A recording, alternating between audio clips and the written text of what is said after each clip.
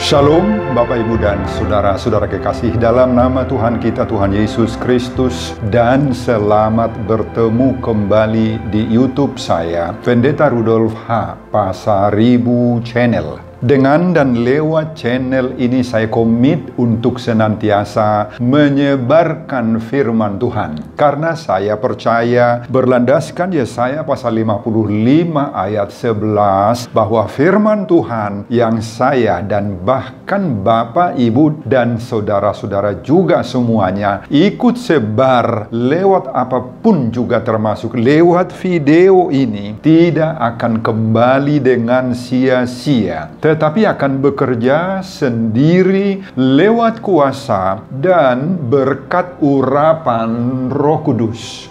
Mari Bapak, Ibu, dan saudara-saudara semuanya saya ajak untuk membantu saya menyebarkan pengajaran firman Tuhan khotbah di minggu ke-18 sesudah Trinitatis, tanggal 11 Oktober 2020, terambil dari kitab Injil Markus pasal 10. Mulai dari ayat 35 sampai dengan ayat 45. Dan bacaan atau epistel dari kitab Keluaran pasal 18 ayat 17 sampai dengan ayat 23 diikat oleh topik atau tema kepemimpinan yang menghamba. Dalam bahasa Batak disebutkan Naposo Nagabe Pangului.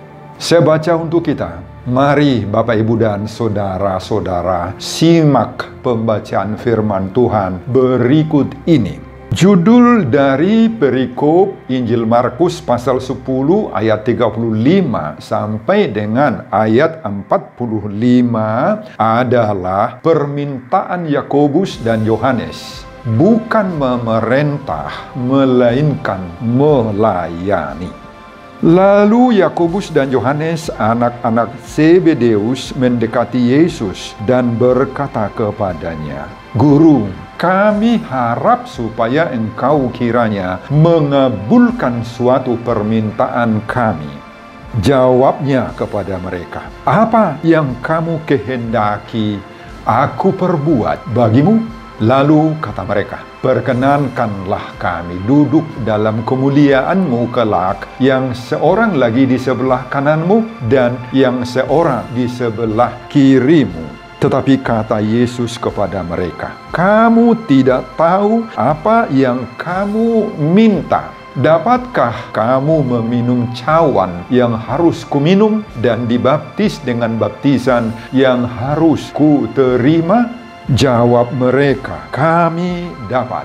Yesus berkata kepada mereka, "Memang kamu akan meminum cawan yang harus kuminum dan akan dibaptis dengan baptisan yang harus kuterima. Tetapi hal duduk di sebelah kananku atau di sebelah kiriku, aku tidak berhak memberikannya. Itu akan diberikan kepada orang-orang bagi siapa itu telah disediakan." Mendengar itu, ke-10 murid yang lain menjadi marah kepada Yakobus dan Yohanes. Tetapi Yesus memanggil mereka lalu berkata, "Kamu tahu bahwa mereka yang disebut pemerintah bangsa-bangsa memerintah rakyatnya dengan tangan besi, dan pembesar-pembesarnya menjalankan kuasanya dengan keras atas mereka. Tidaklah demikian di antara kamu. Barang siapa ingin menjadi besar di antara kamu, hendaklah ia menjadi pelayanmu. Dan barang siapa ingin menjadi yang terkemuka di antara kamu, hendaklah ia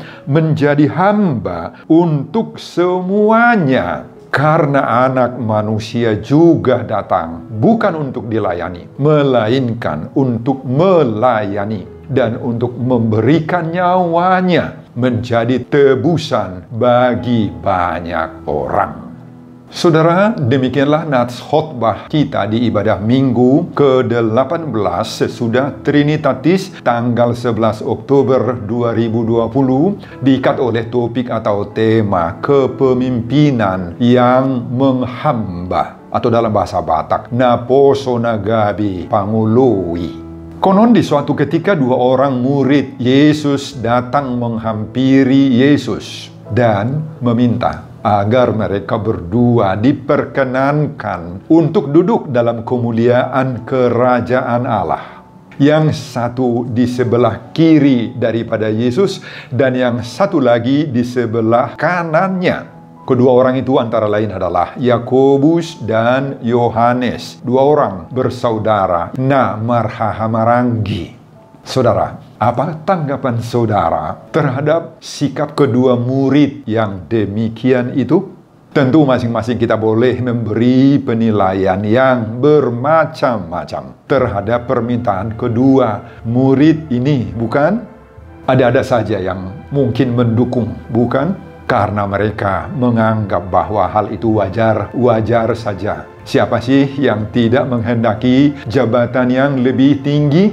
Tetapi mungkin juga ada yang menolak dan yang tidak mendukung, yang mencela sikap kedua murid Yesus itu dari sudut pandangnya sendiri.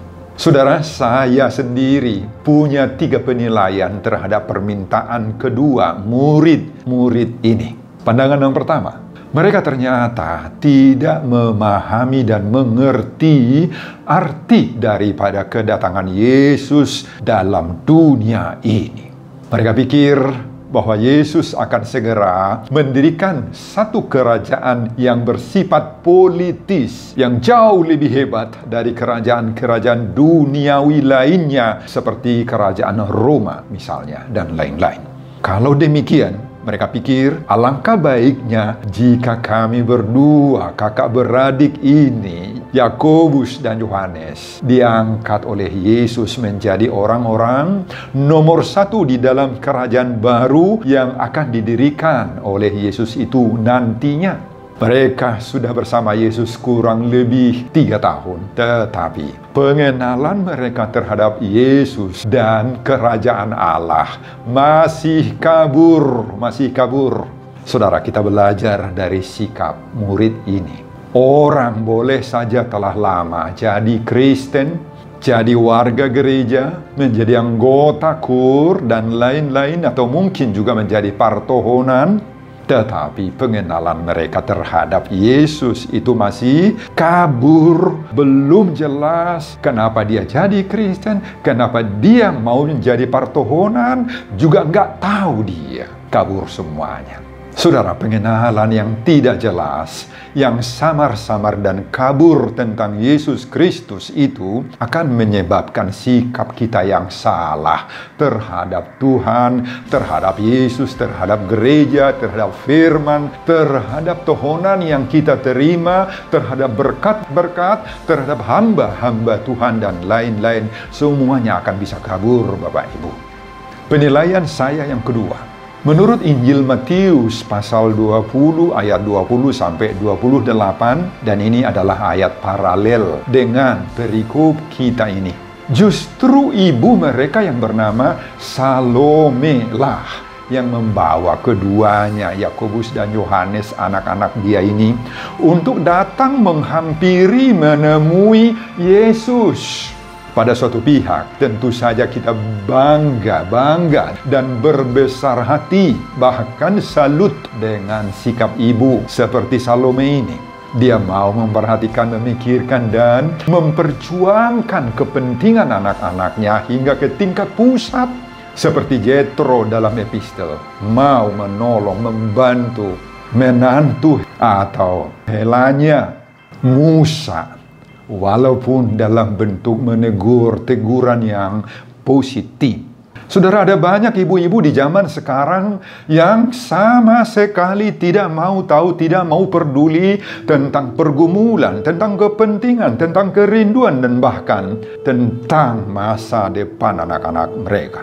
Karena mereka mungkin terlalu sibuk dalam pekerjaan sehari-hari atau dengan alasan-alasan yang lain, maka ada banyak orang tua, banyak ibu-ibu di zaman sekarang ini yang tidak mau tahu jika anak-anak mereka sudah menjadi bandel, sudah menjadi tukang copet, tukang garong, sudah menjadi pelacur, penghibur, morfinis, atau mungkin juga terlibat dengan obat-obat terlarang, narkoba, dan lain-lain. Saudara, justru ibu dari Yakobus dan Yohanes ini masuk dalam tipe atau profil sebagai ibu panutan. Ibu yang mau care, mau concern, mau peduli terhadap kebutuhan, pergumulan, kerinduan anak-anaknya. Penilaian saya yang ketiga. Namun demikian, pada pihak lain, saya atau kita tidak boleh menutup-nutupi kekurangan ibu dari Yakobus dan Yohanes ini. Kenapa? Si ibu ini yang bernama Salome ini menghendaki agar kedua anak-anaknya diberi perlakuan yang istimewa, yang lebih daripada yang lain-lain. Memang Salome dengan Maria, ibu daripada Yesus sendiri, adalah kakak beradik, bersaudara, namar pariban, namar hahamaranggi.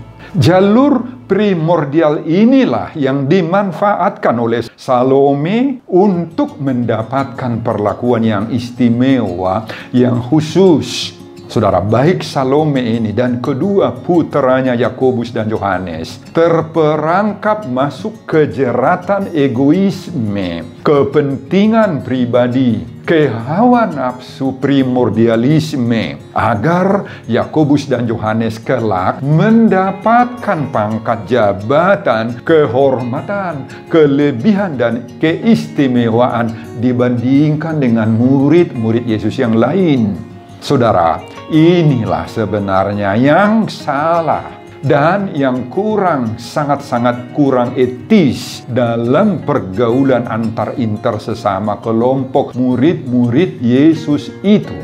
Siapa di antara kita yang tidak ingin maju, yang tidak ingin memiliki pangkat kedudukan yang tinggi?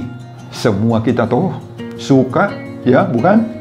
Memang dalam segala bidang pekerjaan dan pelayanan itu pasti ada persaingan. Baik persaingan sehat, juga persaingan yang tidak sehat. Tetapi kita diingatkan bahwa sebagai seorang orang Kristen, khususnya sebagai seorang murid Yesus, pengikut Yesus, maka kita tidak diperbolehkan main sikut dengan yang lain. Kita tidak diperbolehkan menjalankan persaingan-persaingan jahat, persaingan-persaingan yang tidak sehat.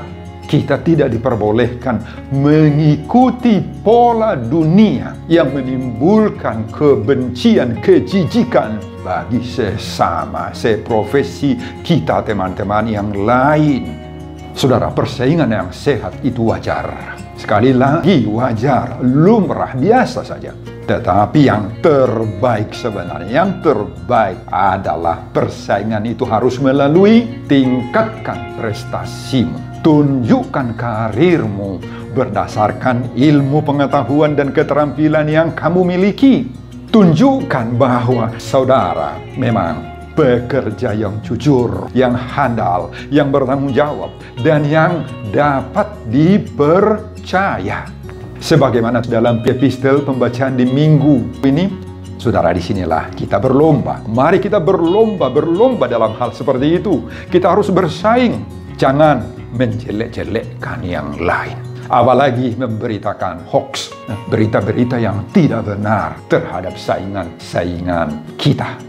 Saudara, apa reaksi Yesus dan murid-murid Yesus lainnya terhadap permintaan yang bersifat egois ini? Yesus tidak terpancing dengan permintaan-permintaan yang berbau primordial ini. Yesus tidak mau terpengaruh oleh hubungan darah dan kekeluargaan antara ibu dia, yaitu Maria, dengan ibu Yohanes Yakobus, yaitu Salome. Dengan tegas, Yesus mengatakan kepada kedua orang ini. Ayat 38. Kamu tidak tahu apa yang kamu minta? Hal duduk di sebelah kananku atau di sebelah kiriku, aku tidak berhak memberikannya. Ayat 42. Saudara, inilah jawaban yang tegas dari seorang pimpinan. Seorang pimpinan yang tegas itu tidak akan otomatis mengabulkan permintaan para penjilat, para pencari kehormatan lewat jalur primordialisme. Jangan mantang-mantang kedua mamaknya, kakak beradik, namar pariban, namar hahamaranggi. Maka diberi perlakuan istimewa kepada anak-anak dia. Bagaimana yang tidak punya hubungan darah? Mereka kan pasti gigit jari toh. Kalau seperti itu yang terjadi, seorang pimpinan harus mampu menyadarkan para bawahannya tentang tugas, tentang tanggung jawab, dan tentang kedudukannya masing-masing. Seorang pimpinan tidak boleh dengan mudah menelan omongan, permintaan, bujuk rayuan bawahannya dengan cara-cara apapun. Seorang pimpinan harus bijak menangani segala masalah yang timbul. Saudara, apa reaksi dari murid-murid Yesus lainnya? Pada ayat 41 dikatakan, mendengar itu ke-10 murid yang lain menjadi marah kepada Yakobus dan Yohanes. Saudara, ini yang paling ngeri. Ulah kedua murid itu menyulut kemarahan dari ke-10 murid-murid yang lain. Ulah kedua murid yang mau meminta kedudukan yang tinggi itu melahirkan pro kontra di kelompok murid-murid, menyebabkan terjadinya dengki, iri hati, tidak senang, bahkan disebut di sana marah. Sekarang kita bisa belajar, Bapak, Ibu, dan saudara-saudara. Munculnya sikap egoisme mencari kepentingan pribadi dalam suatu kelompok itu akan melahirkan percekcokan, perpecahan, sikut menyikut, dendam, iri hati, tuding menuding, dan saling jatuh menjatuhkan. Jika di antara anggota-anggota kelompok, anggota persekutuan, ada yang suka menjilat kepada pimpinan, maka praktek-praktek seperti itu akan cenderung untuk mengabaikan, menghiraukan aturan, peraturan, prosedur yang berlaku, aturan main yang ada di lembaga tersebut. Lompat tangga, tidak menaati aturan dan jenjang kepangkatan, jenjang karir, ini akan berbahaya. Kalau ada yang ingin naik pangkat, naik jabatan tanpa ditopang oleh prestasi kerjanya seseorang, nah ini sangat-sangat memilukan, Bapak Ibu. Jika jalan pintas seperti itu berhasil nanti, maka orang jujur akan tergusur, kandas, dan tergilas. Berbahaya, Bapak Ibu. Orang seperti ini tidak akan mau kerja sama dan sama-sama kerja dengan teman seprofesinya. Dia akan selalu mau menang sendiri. Orang ini akan sombong. Saudara, kita boleh punya ambisi toh untuk maju terus, untuk naik pangkat pada waktunya, mendapatkan jabatan, bahkan terus mendapatkan kedudukan yang strategis, dan itu sangat normal dan wajar. Tetapi yang tidak wajar, Bapak Ibu, adalah bila untuk semuanya itu kita ambisius. Sehingga segala cara-cara, taktik-taktik, strategik kita tempuh. Bahkan yang tidak halal pun, tidak wajar pun, cara-cara yang jahat sekalipun akan kita lakukan demi pangkat, demi jabatan, demi kedudukan. Sehingga semua cara-cara yang seperti itu akan bisa mengorbankan, menjatuhkan, menggilas orang lain. Mari, Bapak, Ibu, dan saudara-saudara, kita hindarkan cara-cara yang tidak Kristiani seperti ini. Sangat-sangat merusak tatanan budaya, tatanan adat, tatanan lembaga-lembaga yang sudah ada. Merusak moral, mental, kerohanian spiritual kita juga. Kita yakin, Bapak Ibu, tanpa menempuh cara-cara kotor seperti itu pun, tanpa itu, pada waktunya, pada waktu Tuhan, kita akan diberkati oleh Tuhan sendiri. Amin, Bapak Ibu. Amin, akan diberi jabatan yang pas dengan kita.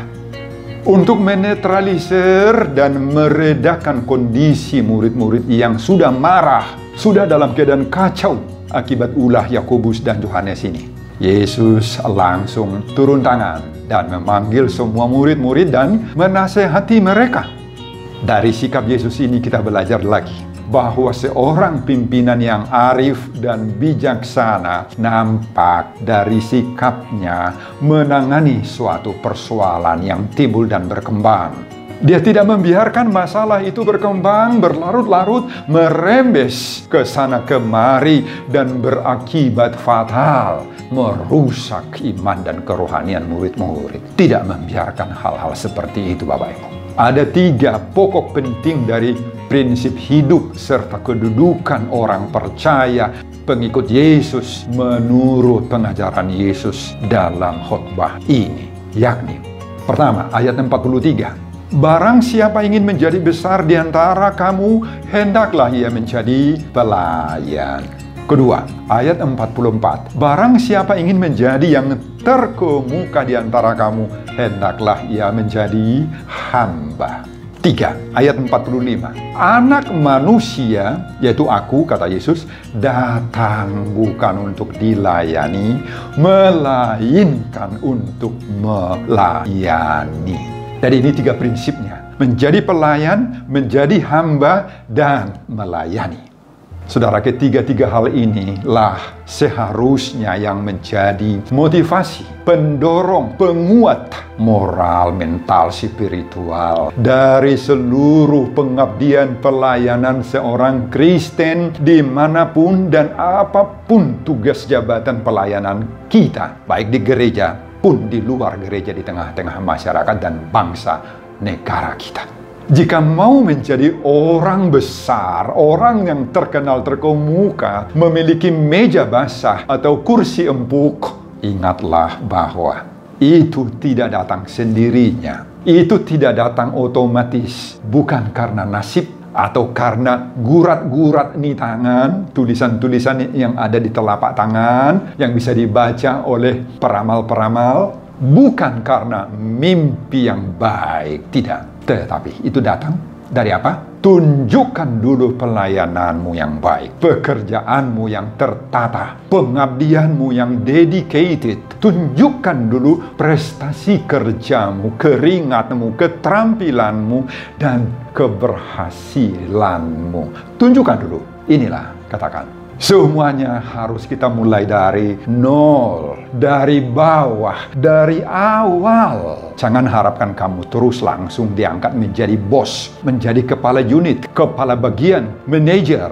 Padahal pekerjaan dari bawah pun kamu tidak pernah kuasai. Inilah penyakit kebanyakan kita. Tidak mau dari bawah, tidak mau rendah hati, tidak sabar. Maunya dia langsung terus menjadi kepala. Bawahan pun belum pernah dia jalani, dan lain-lain. Saudara, Yesus lewat khotbah ini mengajar kita sekarang agar kita menjadi pelayan yang rendah hati. Sebagaimana topik minggu ini, kepemimpinan yang menghamba. Dalam bahasa Batak, naposo, nagabe, pangului. Sebagai seorang pelayan, dimanapun kita bekerja, dimanapun kita mengabdi, bertugas, melayani, maka kita harus mau rendah hati sebagaimana dorongan Paulus dalam Filipi 2 ayat 5 sampai dengan ayat 11. Seperti Yesus yang mau dari bawah. Kita harus mau kerja keras, ulet, cakap, dan terampil dalam bidang kita masing-masing. Kita harus melayani dengan tidak sombong, tidak egois. Semua keberhasilan kita, kalau itu ada, hendaknya kita alamatkan itu untuk menjadi pujian, kebesaran, dan kemuliaan daripada Tuhan pemberi pekerjaan itu. Dalam era globalisasi ini, kita diperhadapkan dengan 1001 macam tantangan. Untuk itu, kita perlu memupuk dan meningkatkan jiwa profesionalisme dan bersikukuh hidup beriman kepada Tuhan. Semoga kita berhasil dan menjadi saksi yang hidup buat Kristus. Saudara, turpuk yang menjadi epistel pembacaan di minggu ke-18 sesudah Trinitatis 11 Oktober 2020 adalah dari kitab Keluaran pasal 18 ayat 17 sampai dengan ayat 23. Sudah saya upload di YouTube beberapa hari yang lalu. Semoga Bapak, Ibu, dan saudara-saudara juga berkenan mendengarkannya. Sebelum saya mengakhiri khotbah ini kembali, saya mengajak Bapak, Ibu, dan saudara-saudara untuk membantu saya menyebarkan pengajaran firman Tuhan khotbah di ibadah Minggu ke-18 sesudah Trinitatis 11 Oktober 2020 dari Markus pasal 10 ayat 35 sampai 45. Ini agar kita semakin mendapatkan kepemimpinan yang menghamba. Termotivasi lewat video ini.